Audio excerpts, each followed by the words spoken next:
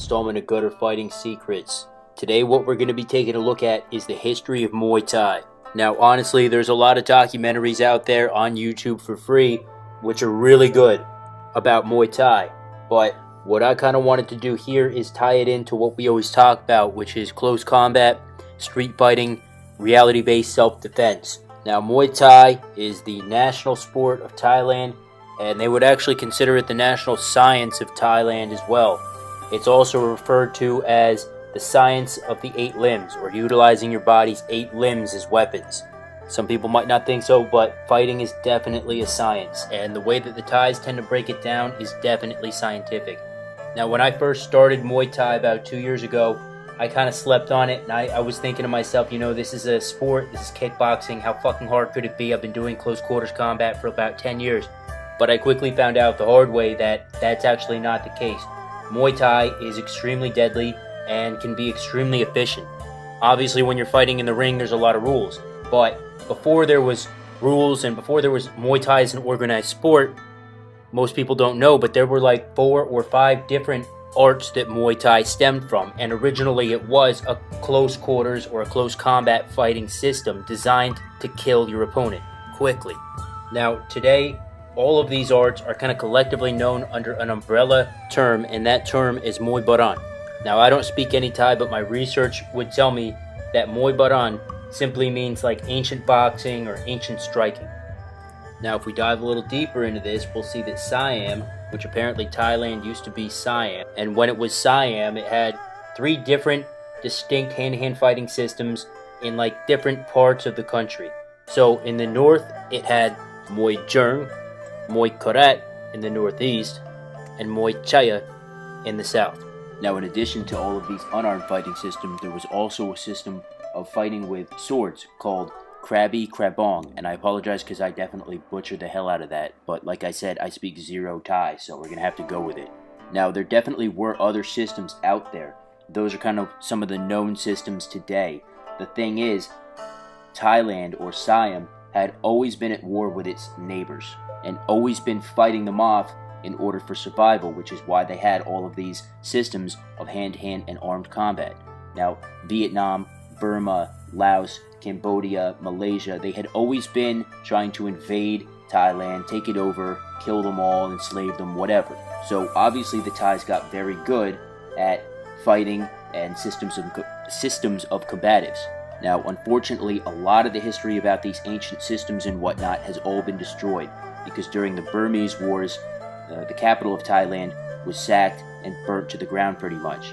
So unfortunately whatever we could have known is destroyed. Whatever is left, Thailand has it, they probably keep it under lock and key or whatever, but apparently a lot of this history and stuff kind of is up for debate among scholars, so I'm just trying to go with whatever I can find. Some of you guys out there might know a lot more about this than me. Feel free to leave comments and whatever, let me know what I got wrong, what I got right. But as I was saying, what we do know about Muay Thai, it was originally referred to kind of as the science of 8 limbs, and the limbs on the human body would mimic the weapons of war. So the hands were the sword, the dagger, the shins and forearms became shields for blocking. A lot of people know Muay Thai is kind of notorious. These fighters are really good at using their shins and whatnot to block kicks, which is fucking hardcore, because those guys kick hard and it really hurts to use your shin to block even a light kick, let alone the way those motherfuckers kick. And speaking about kicks, their kicks and their knees would mimic the staff and the axe, and the elbows would mimic like a mace or a hammer, crashing and falling down upon their opponent. So they'd use these weapons to work their way in. Obviously we know about Thai clenching and whatnot. They'd clench up, they'd grapple, and I think everyone who's studied Muay Thai knows how brutally effective their clenching, grappling, trapping skills are. So that was the whole idea. You strike your way in, you clench up, you spin your opponent to the ground, and you kill him. It's really a very highly effective system, and I can imagine back in the day it was even more effective than it is today, at least as far as a system of close combatives. And this is probably why a lot of special forces guys I've met around the world have all just loved Muay Thai, because in its essence it's all about just fucking destroy your enemy. So anyway, moving on. Now I mentioned that the Thais and the Burmese had been at war for a long time, and subsequently the Burmese sacked Thailand's capital and burnt it to the ground. thusly destroying a lot of their records. But there is a story that does survive and live on in infamy as far as Thai boxing goes. So, the Burmese went to war and captured Thailand, taking lots of valuables and lots of prisoners back with them to Myanmar. Now, one of these prisoners was a fellow by the name of Nai Khnum Tum. Now, Mr. Khnum Tum was an expert in hand-to-hand combatives, and it just so happened that at that time, the king of Myanmar was hosting a martial arts tournament with some records say 10, some records say 12 of his best fighters. And this king wanted to put the Thai fighters up against his fighters. So, Mr. Khnum Tum decided that he would go ahead and fight these 10 or 12 fighters on the condition that if he beat them all, he would be set free. The king apparently agreed, and the tournament proceeded. But as the tournament was getting ready to begin, Nai Khnum Tum began performing the Y Crew, which roughly translates into English from what I understand as respect for teachers or respecting teacher. And for those of you guys who don't really know what this is, because we don't really do it in America, it's basically like kind of a dance before the fight begins. They have kind of a choreographed ceremony that they do. And for anyone who isn't familiar with it, I'd highly recommend that you kind of look it up and see it, because it's pretty cool actually. And they still do it in Thailand before all the fights. So he was performing the Y Crew, and these Myanmar fighters, the Burmese fighters, had never seen it before, and they were like, what the hell is he doing? And they thought that he was performing superstitions on them. Maybe he was, maybe he wasn't, I don't know. But in any case, this freaked these fighters out, because people over there really believe in that stuff. And I'm sure back in the day they believed in it even more. So they were so jittered and freaked out about this superstition thing that they thought he was putting on them that it totally threw them off their game, and he subsequently knocked them all out. So, as the story goes, the king kept his word and released Mr. Tom, and even gave him a couple wives, sent him on his way. So this story really is very important actually when you really study the history and the culture of Thailand, and as well as the history and the culture of Muay Thai. They still actually even have it like in beer commercials and stuff over there. You can see on TV that it's really a respected and well-known story. It definitely shows that he brought the respect back for the Thai people and the Thai warriors after they were captured. So, moving on more to kind of modern times here. And I am skipping over a lot of the history, but this is not intended to be an in-depth history. I just kind of wanted to go over the basics and just kind of give some honor to the art that's taught me so much over the past couple of years. So, during World War II, Muay Thai started kind of absorbing its first Western influences. A lot of soldiers were apparently stationed over there after it was liberated from the Japanese. And they saw these Thai boxing matches and Thai boxing, and they were really impressed by it. A lot of them approached some of the Thai fighters and said, hey listen, teach me the basics of this stuff. I really want to know more about it.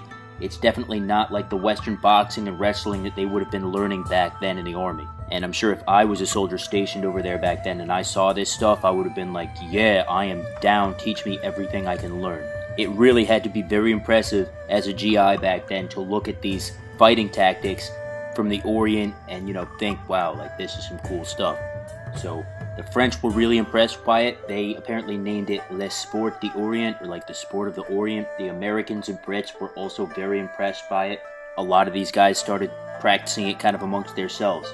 So before Western culture really started to influence the Thai people and Thai boxing, Thai boxers didn't put their hands in gloves. They wrapped them in hemp rope. And it wasn't fought in a ring. It was fought like in outside courtyards or sand pits or something like that. And I'm really not sure if it was before or after or during the war. I've read conflicting reports, but eventually, they kind of started to adopt the Western boxing type of thing, and they put gloves on. They started fighting in the ring. There were more rules put into it. Weight classes began to be added. So it really started to kind of resemble the institution of Western boxing more and more. Before all that, it was kind of just an anything goes type of match. I mean, it still, compared to Western boxing, has a lot less rules, but today there are a lot more rules than there would have been, back in the old times. But with that in mind, when you go see fights in Thailand, there still are a lot less rules than Muay Thai fights in the States, and I believe in Europe as well. But, we're notorious over here for making everything fucking full of red tape, so it is what it is. But over in Thailand, dude, it's way different. Now, apparently these guys start training over there at like 6 or 8. I know my teacher, my Muay Thai teacher, he said he started fighting at I think 8 years old, maybe 10, and his first fight, he knocked the other kid out with a knee and was paid the equivalent of like $6 American, which, if my math is right, would be, I don't know, 200 Thai baht. These fighters over there will fight about every month, 3 weeks maybe, and get paid, I don't know, about 4,000 to 6,000 Thai baht, which in the US currency would equal about anywhere between 120 to like 180, 90 US dollars.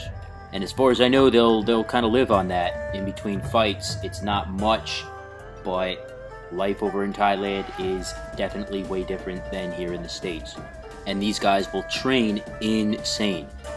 My teacher was telling me he'd run like 4 miles in the morning, go do his thing, and then at night he'd like spar and run some more and train for another 4 to 6 hours, some crazy shit like that. They are extremely good, and they are extremely fierce fighters. And this is what these guys do. The professionals who fight in Muay Thai, usually their fathers were Muay Thai fighters or something like that, and they'll just freaking train Muay Thai, and that's like all they do. So I realize this hasn't been an extremely comprehensive or in-depth study here, but I just wanted to do kind of a brief summary history of the art of Muay Thai, because I really enjoy it, and a lot of other people really enjoy it as well. If you guys have any questions, comments, concerns, please, let me know. Post them down there in the comments. If there's any other videos you'd like me to make or any topics you'd like discussed, feel free to let me know as well. Go ahead and follow me on Instagram at Gutter Fighting Secrets. I tend to kind of put more of my hands-on self-defense type stuff on Instagram and more of my longer videos on here. So with all that in mind, thank you for your time. Please go ahead and like this, subscribe, share, all that jazz. And remember that you are your first and last line of defense. Thanks.